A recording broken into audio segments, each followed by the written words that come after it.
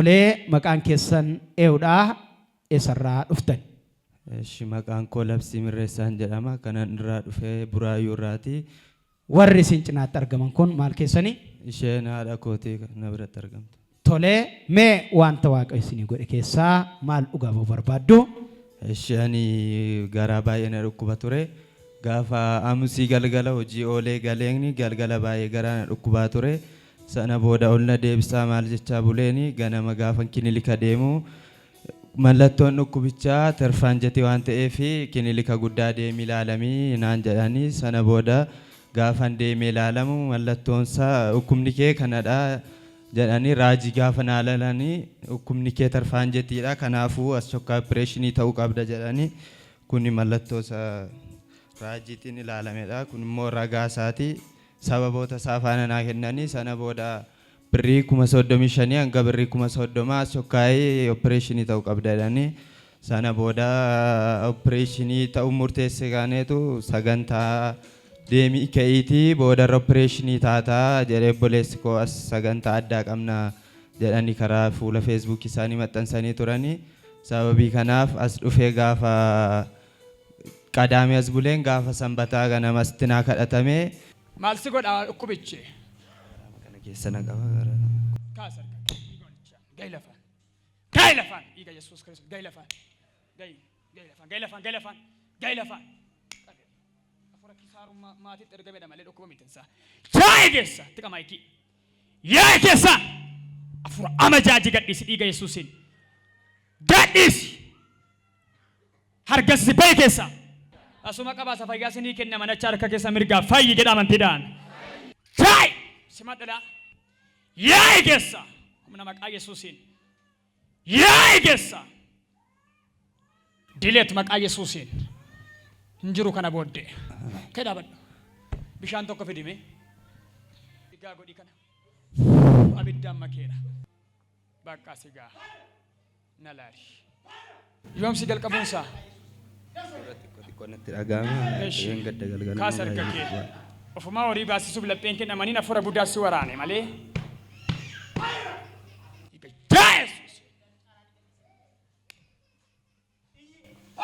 argansu keessa sadii bakkeetti baase humnaan dabali isa dhumaa gajjedhe hojjedhe gombos kana ariifadhu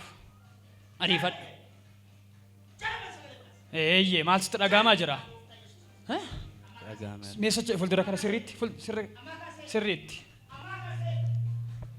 Deemi illee fuudhimee suqsuqi si ilaala maaliif tirfaan gatii yeroo baay'ee nama qabdi waan ta'eef. Sin immoo galateeffadhaaf lafa duwwaadhattuu amanaati. Galateeffadha deemi sirriitti fiigi fuuldura kana. Mi'as qaba harka bitaan mirgaa nagadaan haa ta'u hojiidhaan. Miilli kee kufuuf kan jedhe siifaa dhaabatu dhiiga lichaan. Siifaa dhaabatu dhiiga Yesuusiin.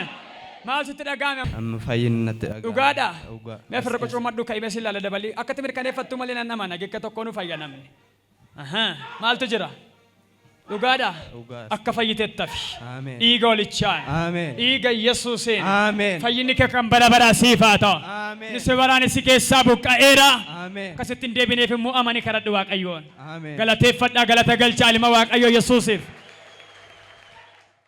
bilisa baatee tanaan jedhanii kanumaan fayyee galan. Tolee guyyaan isaa guyyaa kamisaa ture guyyaa isin qabamtanii turtan jechuudha. Torbee sadan kana dura dhukkuba kanaatiin qabamtanii turtanii jechuudha.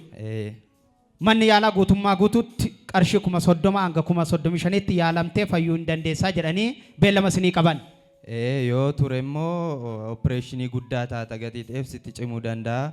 Kanaafuu as shokkaayii to'a siin bahiin opereeshinii ta'uu qabda jedhanii. Mee yeroo kana mallattoo maal gochuu hin dandeessan turanii?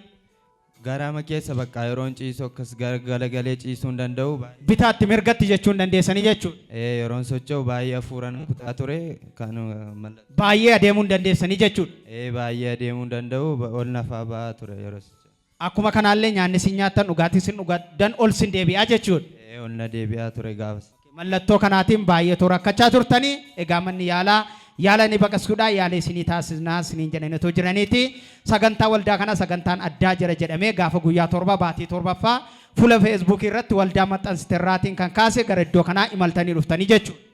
As dhufnee gaafa qidaamee ijoollee bira bureen gaafa sanbataa astinaa kadhatame fayyee. yeroo sana namni waaqayyo gaafsanii kadhatan maal isiniin jedhanii Afuruma budaati riksii maatii irraan ga'uu fi kan ka'edha jedhanii naa kadhatan.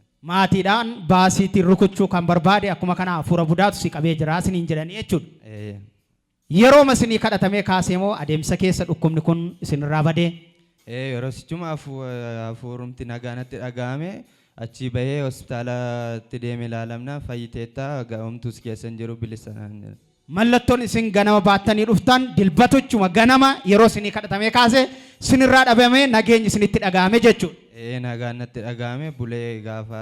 Akkuma kanaallee ragaa lammaffaa gara mana yaalaa deemtanii gaafa of ilaalchistan manni yaalaa amma bilisaa isiniin jedhee jechuudha. Deemee cheekii ta'ennaani homtuus keessan jiru fayyaadhaadhaanii deebi'an. Gooftichas akkas godhu harka keenya walitti buusnee gooftaaf galata laannaaf. Amma walumaa galatti manni yaalaa bilisa akkasin taatan akkuma kanaallee ofii keessan irratti gaafa dhaggeeffattan mallattoon dhukkuba sanaa kan hin jirre manni yaalaas kan isinii mirkaneessedha jechuudha. Fayyiteettaadhaan Waaqayyo gooftaa keenyas akkas godhuuf harka keenya walitti buusnee ammallee galata laannaaf.